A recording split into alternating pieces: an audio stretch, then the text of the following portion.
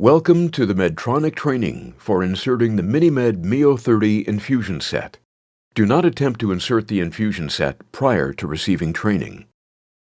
Let's review the parts of the set. The MiniMed Mio 30 comes in two separate pieces.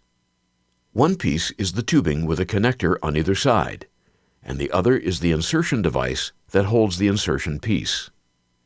Let's start by looking at the tubing. On one end of the tubing is the tubing connector that attaches to the reservoir. On the other end is the infusion set connector that is attached to the insertion piece. Let's take a closer look at the insertion device. On two sides of the insertion device, you will find the ridges or finger grips, which you will hold while loading the MiniMed Mio 30. On the other two sides, you will see the rounded release buttons. The bottom is covered by a sterile paper that protects the spring and finger loop within the device. On the top of the insertion device is a lid that covers the insertion piece. The insertion piece is made up of several parts. An introducer needle is used to insert the soft, thin cannula into your body and is removed after insertion. The cannula is a thin, flexible tube that will deliver insulin into your body. The needle guard covers both the needle and cannula.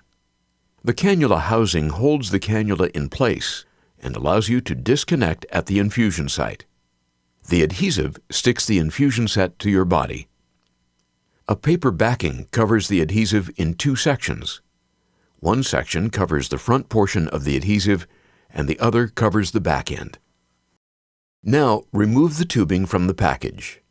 Now you will need to remove the protective cap from the infusion set connector so you can see the insulin drops coming from the end of the tubing when it is filled. To remove the cap, squeeze the infusion set connector arms and gently pull the protective cap off. Pull the red tape on the insertion device to remove the plastic seal. Next, pull off the sterile paper from the bottom of the device. Be sure you do not touch the spring with finger loops inside the device just yet. Firmly grip the device with one hand and the lid with the other. Pull the lid off of the device, making sure not to bend or touch the insertion needle beneath. To load the MiniMed Mio 30, place your fingers on both sides of the device, holding the finger grips. With the other hand, place your finger through the finger loops and gently pull back the spring until you hear a click. The needle guard will bend up or may peel off. Again, do not touch or bend the needle.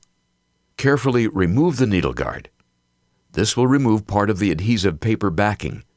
Be sure the tape is not stuck to the introducer needle. To insert the infusion set, place your index finger and your thumb on the rounded release buttons.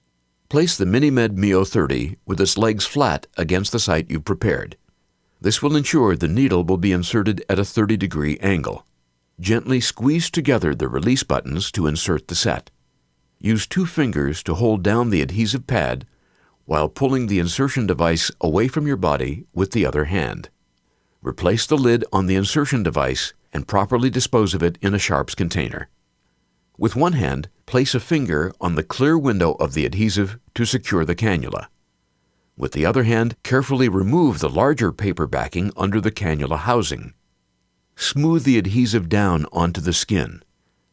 Next, hold down the cannula housing and remove the front paper backing. Smooth the adhesive securely to the skin. Now you will need to connect the tubing. To do so, place one finger on the cannula housing to hold it in place. With the other hand, slide the infusion set connector in place. Make sure the connector locks with a click. Now that the tubing is in place, the cannula is empty and will need to be filled with insulin. The cannula for the MiniMed Mio 30 requires 0.7 units of insulin. To disconnect, place a finger in front of the cannula housing and gently squeeze the sides of the infusion set connector.